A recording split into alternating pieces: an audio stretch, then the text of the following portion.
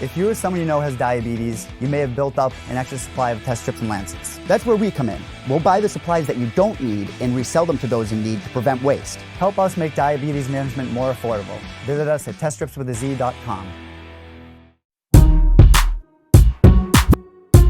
All right, back in the win column and back on the program is Alex Hernandez, who picked up a unanimous decision victory over Francisco Trinaldo at UFC San Antonio over the weekend. How are you, Alex? I'm doing great, man. Doing real good.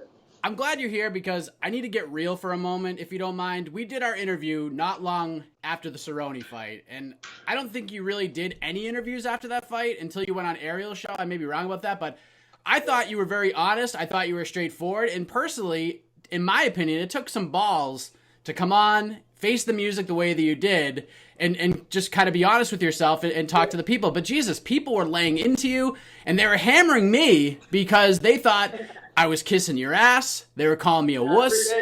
They were calling me like... The real ones know. The real ones know, and I see you, and I do appreciate that. Yeah. I did an MMA Junkie live XM after the Cerrone fight. And for this fight going into it, man, it was psychological warfare and a Mount Everest I had to overcome for myself. I keep saying it's always me versus me, featuring whomever in there. And for this fight, to see myself fall really felt like for the first time and on a big stage and to kind of fall on my own sword at that, being an ultra aggressive pressure fighter and being very explosive, and then all of those attributes being my detriment in that Cerrone fight. I had him in my mind beaten. I had him shook, I had him hurt, but I didn't know when to lay off the gas. So I kept saying in all the prior interviews leading up to this fight, the name of the game getting out that was just being able to compose myself and be patient. So going into this fight, all we did was exercise an abundance of patience and the pressure. And then given the opponent too, he's 100,000% counter striker. He's not doing anything but sitting back on his back leg and chambering bombs. And that's it. He's just throwing grenades from Brazil. And so with a guy like that who's not even throwing jabs, not giving you any looks, it's hard to kind of build off an offensive attack. But again, that's something I'm going back to the drawing board. But after that fight, though, now I've got the clarity to know, man, I can play any game, I can play any style, I can build from that, and I can put my style into an organization of patience, and composure. That's fucking everything, dude. Yeah, and when it comes to that interview, I ignore the noise, the comments, the trolls, all that stuff. I ignore it most of the time, but good Lord, I'm not sure if you remember the interview I did with you in a random freaking Burger King for you people, but I do remember that. Was I not hard enough on you? Did I not ask the right questions? What the hell else do these people want? Because I felt like you addressed everything that needed to be addressed in that conversation. No, man, and I'm keeping it real, and I feel like everybody's been pretty forthright in their questions and everything, and like I said, I keep it transparent with the answers, So yeah, I think we always have a pretty good look with each other. Well, anyways, congratulations on the victory. Thanks, it was a hometown fight for you, and your fourth walk to the octagon, man. Insane. What was that like to make that walk in that arena in your backyard? It was incredible. I'm so used to being in the bad guy in the enemy in the territory. I fought the Canadian all-star Mercier, who's really all Canada's got right now on the UFC scene. And so I went and fought him in his hometown. Keep saying I pretty much went against fucking Ronald Reagan in New York in my last one, Cerrone. And so being the hometown hero, that was huge, dude. Having that energy was everything, man. I'm so proud of San Antonio and how we popped off. A boisterous bunch of dogs out there, dude, a bunch of animals, and we lit that place up. So that was awesome. That was awesome. Were you a little bit spoiled by everything, knowing that you didn't have any real travel days, no hopping on planes, anything like that? Did you feel like you were a little bit spoiled by that? Oh, for sure, man. It was super convenient. I'm used to just the headache of, that flight out there the week of and not getting much sleep and then just trying to scramble to get things together. We had everything at our fingertips, so that definitely was a luxury. And then, following up right afterwards, seeing all the people I need to see. I need to get my shoulders looked at again. I've been talking about since before the Cerrone fight. I've been nursing this torn labrum for about the last couple months. And leaned into the fight. I didn't use my right arm for almost an entire month getting ready for that fight. And so I got out of the arena. I had my head PT guy, Brock Stratton, meet me outside and immediately start going to work on it because it was just inflamed and agitated. So just getting the hands-on treatment right there, and then drowning it in some tequila, and then get back to it the next day. It was good. It was good to have everything at my fingertips. I know from our past conversations you are very self-critical when it comes to your performances. I know after you beat the aforementioned Olivier Aubin-Mercier, you weren't overly thrilled with how you performed. You were happy to get the win, but you weren't really happy with the fight itself. How would you grade your performance on Saturday against Trinaldo? And see, that's what I'm saying. I don't give a shit about what anybody's saying. Like I'm so proud of what I was able to accomplish in that cage. The ability to be poised and not anxiously jump into squabbles, the guy pops off the last 15 seconds of the third round and thinks he won something with theatrics and a single few exchanges that didn't land for him. The only shots that I took were by the grace of Brazilian gods on like a fluke knee that slid in. I ducked a spinning elbow, and the inside or outside of his leg clipped my eye and busted it open. And at the rate I'm going, I'm gonna have fucking Diaz eyes by the time this is all done. But the ability to be poised in that cage and have absolute mental clarity, that's what champions are made of. I can build on that. I can put my repertoire that I'm best at with that and be good to go. The Mercier fight, I was extremely disappointed with because, dude, I might as well have been locked in the closet with an anxiety monster going to fucking war with him the whole time. I wasn't even looking at Mercier. I was beating myself up that whole damn fight. I was fighting myself. This fight, I need to find better opportunities. I need to mix some things in and make some of those shots count better. Work on getting past his fleeting on my blitz attacks, and then being a little smooth on the counters. But again, I didn't have a fucking right arm for most of this camp. That's something nobody knows about. I didn't have my right arm for most of this camp, and to go out there and be patient, be poised, and execute. Dude, I was mentally there the whole time. I was calm as water. Dude, it was beautiful, man. And for that reason, I'm proud of that, and I'm good with that. And going to the next fight, I'm going to destroy whoever I'm against, because no longer do I have this necessity to press and get the fight over with. I could take my time in there and be cool, and that's scary, man. That's scary for the people that are ahead of me. And people keep fucking forgetting, dude. This is my 4th fight in the UFC, and all I've had are killers. All I've faced are top 15 opponents. That's it. I'm not in there getting oh, hey, you're a kid who just started this shit? Okay, cool. Yeah, let's get a gimme fight. Or, hey, let's get a few come-up fights. It's no, let's get fights against guys that have not 10 fights but 10 wins in the UFC. And I'm in this bitch figuring it out, dude. And people forget. People are so quick to forget, but I'm making an aggressive run at an early age, at an early time in my career. And I'm making it happen. I'm getting this shit done, and I'm figuring it out, dude. So the evolution's real. You had mentioned to me, I heard you on Ariel's show right before the fight, talking about how the knockout over Dariush was the best thing, but also the worst thing that happened to you. And it seems like you've kind of learned to look a little bit more within yourself, find this patience within your game. How freeing is that, knowing that, I don't have to go in there and finish a guy in 15 seconds? How freeing is that for you as a fighter, on a mental perspective? That's what I'm saying. That's why this fight was so important, just to be able to say and do that. When we talk about the Mercier fight, it was like, oh, well, you got 15 minutes there. It didn't feel like I did, because I was just battling anxiety monsters the whole time. I wasn't really there. I was making reckless mistakes. This fight, I was there the whole time. I was mentally in it. I was calm. I was clear. And so knowing that I can do that, knowing that my gas tank doesn't end, knowing that I can have that composure, man, that's everything to build the foundation on. And now I can start working in my tricks to get better, but not doing it out of anxiety, doing it out of experience, Did anything surprise you at all in the fight? Did anything Francisco brought to the fight throw you off at all at any point? I thought he was going to give me a little bit more looks. He really didn't throw any. He threw 2. I could think of one distinct kick.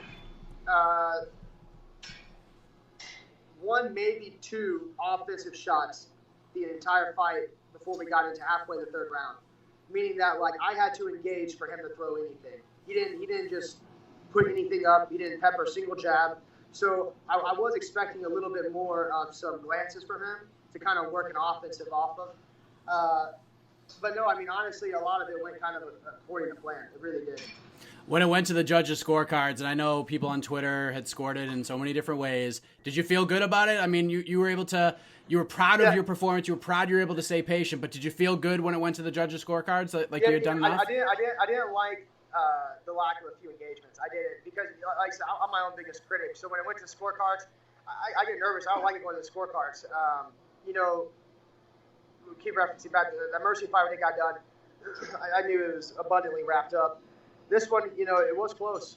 It was close. And when I went back and watched the fight, I've watched it a few times now. I 1,000% know I won. It was not a doubt in watching the fight. But in that moment, I mean, I was nervous, man. I thought, damn, that was too close of exchanges. And I remember just thinking, like, I hope they're not counting this bullshit, like, on my face. Because it wasn't even I don't know how you count those kind of shots, like accidents. I don't know how you count accidents and like unintentional glimpses of like body parts. I'm not sure how that counts. But I just remember thinking, like, I hope they don't think those kicks or those knees are landing, because they're not. I'm missing. I'm dodging them. They're clipping my shoulders. They're just barely missing my face. And I just remember thinking, like, I hope people aren't over-accrediting the shots that he is throwing with just high drama. You know, he's trying to be extremely animated, very theatrical. And I'm like, I hope they're not buying those shots, because there's nothing there. And so I was nervous going into it for sure. I mean, I won't lie. Like I said, I'm my own biggest critic, so I was thinking, like, I should start immediately thinking about all the things I could have been doing better to more decisively lock that in. But again, after watching the fight, it was my fight. It was 100% my fight. Did you feel like you won all 3 rounds when you went back and watched it? Did you feel like you won any specific rounds? Maybe dropped one in there? The third round, I might have lost. I might have lost the third round. We went into a couple like dog exchanges, and it was hard to tell. Won the first, won the second, and then the third one was a bit of a toss-up. So as I looked yesterday, I don't know if it's changed since, but you were ranked number 13 in the division right now. And 155 is stacked. We've talked about this a lot. It's the most loaded division in the sport. Has been for a long time now. You know, you had the setback with Cerrone. You get a win over a wily veteran in Trinaldo. What makes sense for you right now? Because, you know, there's no shortage of guys, you know, for some reason that want to get in there and fight you. Like Dan Hooker's been calling you out for a while. There's the Gregor Gillespies of the world that are hanging in there, the Charles Oliveras. There's a lot of fun matchups out there for you. What do you think makes the most sense moving forward? I mean, I think they need to reorganize the people that are, like, floating between 170 and 155. I know, like, Lee and who's the other cat? Just moved up to 170. Vic? No, somebody else. There's 2 names that are like in the top 10 that aren't even at 155 anymore. Is Pettis on there still? Huh? Is Pettis on there still? Pettis, that's who it is. Yeah. Lee and Pettis that are both on there, and I'm like, you guys aren't even. So I was looking at the lineup though. Yeah, I'm looking at the people ahead of me. You know, Iaquinta, Charles Oliveira. Who is it? Gillespie. All these guys that are ahead of me that I know don't have fights booked already. That's all shit I want to grab at. You know, it's just trying to break into that top 10, and then just climb the ladder. Really, man. That's why I keep climbing the ladder. If I get 2-3 fights, and then you're looking at a title. So all I fought are big names. That's it. All I have fought are names, and people keep forgetting that. Like I never got these fucking rough draft scripts like everybody else gets. I didn't get that. I've just been in there going to war. I've been evolving each time. And so I don't care who you get me in. They're sure as shit aren't going to know what to expect when they see me either. How's your shoulder now? I know you dealt with it for a month. You do really have your right arm. Give me a call. Yeah, I need to go get another MRI scan on it. You know, I got some stem cells done before the fight, just localized in that arm. And that seemed to help. You know, I took a few weeks off just to let that arm settle. And then I started work back in, and I was nervous. I was really nervous because it wasn't firing the way I needed to. And then it started to come together pretty nice, and I was like, oh shit, I think I got my arm back. And then just hitting it really hard for weeks of camp, it fell apart again. And I couldn't get through around maybe 3 exchanges without it being essentially hollow. It just feel like numb and hollow, as if there was a lack of attachment. And so that's kind of how I underwent a lot of the camp, was just with that.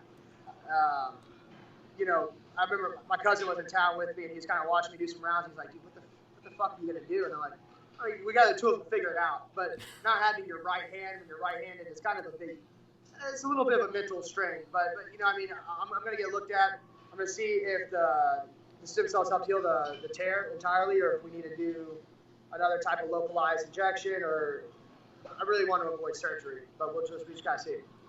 In terms of, you know, you get your MRI, you get the glass half full kind of news back, Yeah. You know, everything's all good. So you November 2nd, December 14th, 2 big pay-per-view cards. That's what I'm trying to be on. I like it, man. And you have a really big group of supporters. I mean, we're friends on Facebook, so I see that. You know, there's a lot of people very close to you, those who want to see you succeed. And really, at the end of the day, in my life as well, like, that's all that matters. But I guess, like, from your perspective, Why do you feel like the vast majority of fans out there, why don't they like you? Like, do you think it's because of the press conference in Brooklyn and the trash talk to Cerrone? Is it that, or do you think you just... Fans like me. No, I think I'm pretty fucking well liked. I think it's just haters, bro. People are just always gonna hate. They're just nitpickers. And the bigger you get, the more haters you get. And until they see the end of the road, there's always room to talk shit. There just is. But God, those people are fucking peons. If you scroll through a single one of those profiles, they are peons, prawns in the ocean that are at the bottom of the sea, slurping on shit, the fecal matter that folks like us deposit. So I'm not worried about those guys. The real ones, man. The real ones are the ones that you do it for. I mean, they represent, they respect, they just know the game. And I love taking real criticism from the real ones too, because they know, they've seen it, they're watching, and they're seeing the things that matter. The voice of the many, you can't always concern yourself with that. If they're talking about you, if they want to see you win or see you lose, that means they're going to spend money to watch it either way, and that's good for you at the end of the day. Favorite part of your first UFC fight week at home? The after party. Yeah, being in the arena, celebrating with everybody, and then being at the soul of that energy and the soul of that arena, man. That was amazing. It really was amazing. And then the after party was that's awesome, man. Forgettable. Alex Hernandez joining us, coming off his win on Saturday night in San Antonio against Francisco Trinaldo. Thank you for the time, man, as always. And before we let you go, let the people know where they can follow along with you on this journey via social media. Talk about your gym and how they can sign up. Anything else you want to get off your chest, the floor is yours. Thanks, bro. I appreciate that. Yeah, follow me at @thegreat155 in Ohana, Cavite, Northeast. If you're local or you're around the area in Texas, come check us out. More than welcome to train alongside me or train with any one of our professional fighters. We got everything there. So Ohana, Cavite, Northeast, The Great 155. Thanks, brother. Appreciate it, Mike. Congratulations, man. Thanks, bro.